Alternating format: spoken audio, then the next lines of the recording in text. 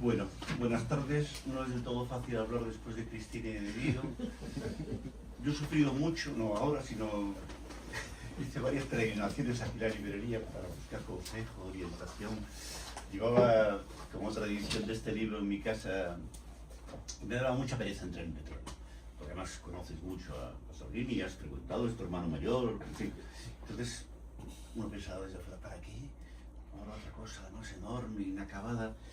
Y estoy muy agradecido de, al final, de manera espunteada, haber encontrado una especie de impresión de esta forma, esta narración, esta forma tan laberíntica, tan magmática, sin que en ningún momento haya pretendido yo coger un hilo argumental, que además él explícitamente lo niega. Creo que Petróleo y en general todo lo que yo recuerdo de Pasolini, todo, leí ayer otra vez a curación de la trilogía de la vida y Los jóvenes infelices y la entrevista última, todos nosotros estamos en peligro, y claro, es la percepción casi extrasensorial del ser humano que tiene un pie en el otro lado, llamémoslo como queramos a eso, del ser humano que tiene una relación patológica con la intensidad de lo religioso, como la tiene de otro modo Simone Weil o la tiene de otro modo Benjamin. Claro, todas las percepciones que arroja, incluida una paleta de colores que querría yo ver a Cézanne sobre el paisaje italiano, lo que queda del paisaje italiano, es algo portentoso que roza lo imperceptible, lo incomprensible. Hablando con Diego antes, yo creo que la novela está demasiado acabada para nosotros. Somos seres tardíos, de órganos frágiles, con la piel demasiado fina. La novela es terriblemente acabada y rotunda. Fijaros que yo juraría que es mucho más salvaje que las páginas dedicadas al sexo más transgresor que podamos imaginar. Mucho más salvaje que eso es la mirada beatífica sobre lo que queda de tierra y lo que queda de Italia. Lo que queda de Italia me recuerda a algo que algún día tendremos que tratar. ¿Qué diablos es ese país de conexiones múltiples que jamás averiguaremos? ¿Qué diablos es ese país que no es Francia, tan ilustrada, tan racional, que no es España, tan psiquialista, tan irracional o tan mística, que es otra historia? Este país fronterizo con el bloque del Este, Yugoslavia, fronterizo con África, que tuvo el Partido Comunista mayor de Europa, hasta el punto de que todo Occidente estaba pendiente de Italia. Este país que produce en el mismo mes a Meloni y las mayores manifestaciones a favor de Palestina, hace muy poco tiempo.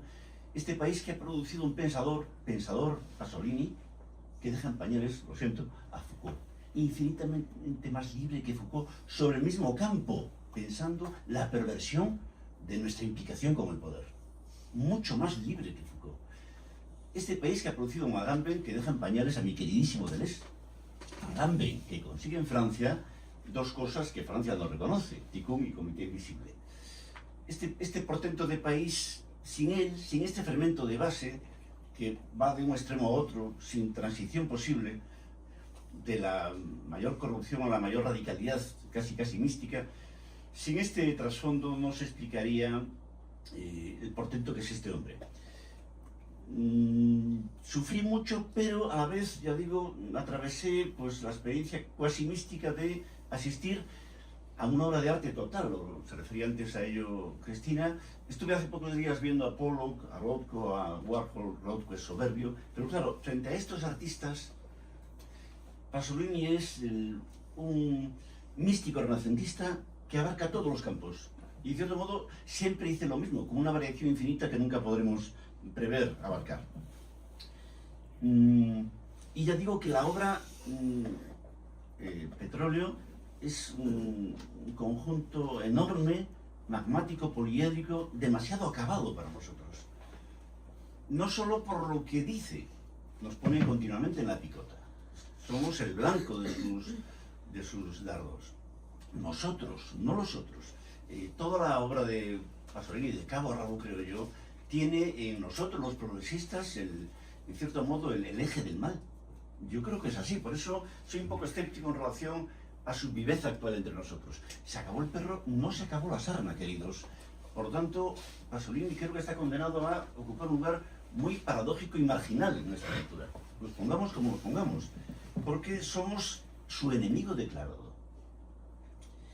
Y esto lo despliega aquí con todo tipo de detalles, en una novela que ni siquiera comienza, en una novela que es toda ella una forma sin hilo, pero una forma tan potente que va construyendo el tema con la variación, por así decirlo.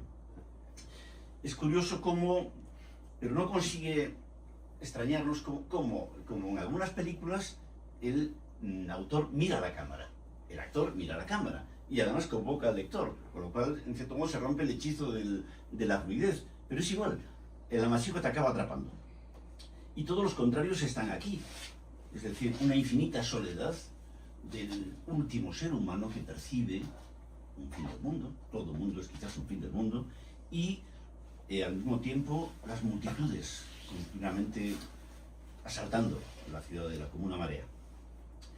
También he escrito el libro que a veces no importa de qué coño está hablando, incluso bordea el límite de nuestra comprensión, incluso puramente estilística. Le comentaba antes a Diego que la labor del traductor, no sé si merece el premio nacional, pero vamos, es heroica. Hay 80.000 palabras que están en el borde de la RAE, que algún diccionario no encuentra por ningún lado, y estoy seguro de que existen, Kaz, por ejemplo, etc.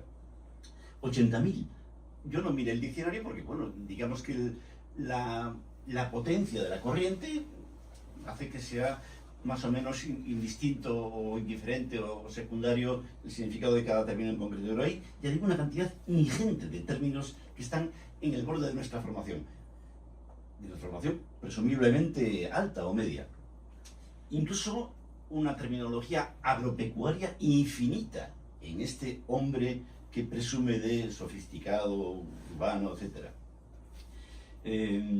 Ya decía que me parece que es más perturbador todo el recorrido poético y epifánico que tiene múltiples apuntes y fragmentos y páginas que lo más sórdido que podamos encontrar aquí, que también lo hay, relativo al sexo.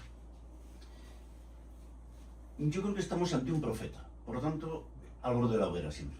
Y nosotros no somos mejores que otras humanidades, por lo tanto, tenemos la hoguera siempre lista. Un profeta que previó lo que venía en este país que es un laboratorio político de Occidente, mucho más que Estados Unidos, más que Francia y que España, más que Alemania y que Inglaterra.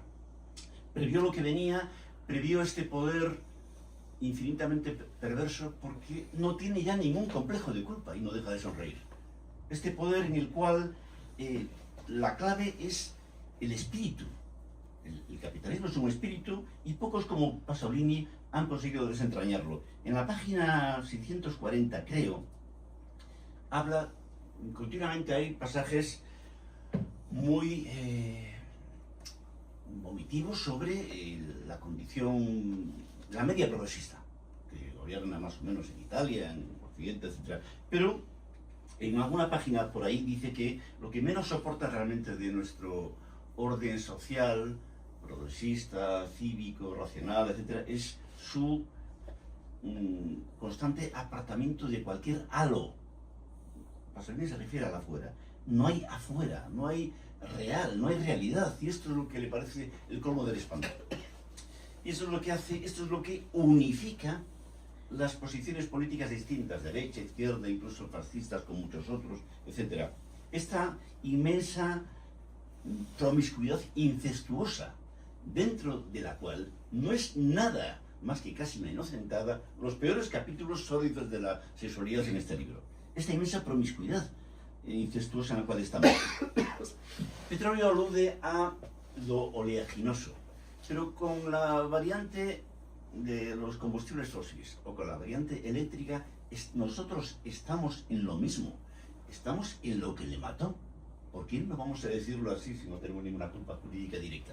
Estamos en lo que le mató, apostando por lo que le mató, por lo que le hizo la vida imposible. Este poder inmanente que no cree en Dios, que no cree en nada, ni siquiera en su poder, por lo tanto, fuye a perpetuidad. Este poder que se alimenta de su propia fragilidad, de su precariedad, del recambio perpetuo.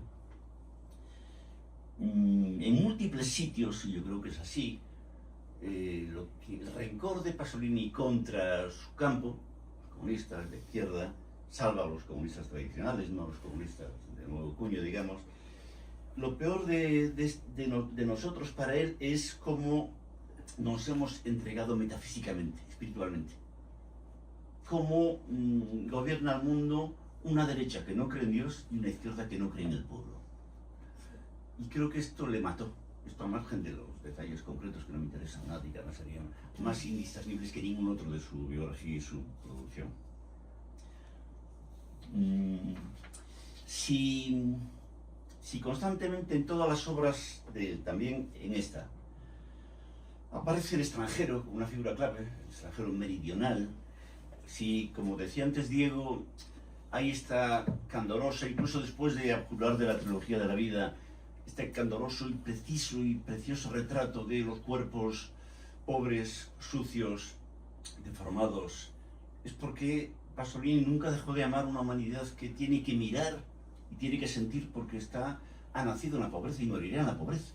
Una pobreza que es incluso antes metafísica que sociológica o puramente económica.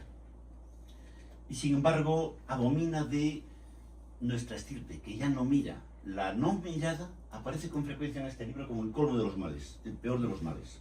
Es decir, una estirpe que está ensimismada y por lo tanto no tiene nada que buscar en el exterior. Cuando decía la señora Thatcher hace unos cuantos años que llamaba al público británico o europeo, no se equivoquen, la economía no es el gran objetivo. El gran objetivo es transformar las almas. Pasolini está en esto, frente a ella, está advirtiendo de esto desde hace décadas. Creo que no hemos hecho mucho caso, creo que algún día nos costará muy caro. Pero mientras tanto tenemos a este hombre. Y termino ya con dos ideas dentro de las 8.000 que tenía, porque después de haber escrito mucho en realidad, pues llené páginas y páginas de notas. Creo que hay en Pasolini una empatía con la simplicidad moral de un Machado o de un Han actualmente, o de un, ¿qué diría yo?, un Agamben actualmente, una especie de simplicidad moral que le ha hecho la vida imposible. Este hombre que creía que la barbarie era la palabra más hermosa del mundo, siempre echó de menos en aquella Italia la desaparición de una humanidad violenta porque vivía de minuto a minuto la condición mortal, y me parece que seguiría hoy en día abominando de nosotros, del término medio de sus entornos. Fijaros esta frase de la página 594, hablando de alguien. Dice que carecía por completo de la gracia de la timidez. Pasolini fue un hombre tímido que se vio obligado a gritar. Espero que siga gritando en nuestros tímpanos. Muchas gracias.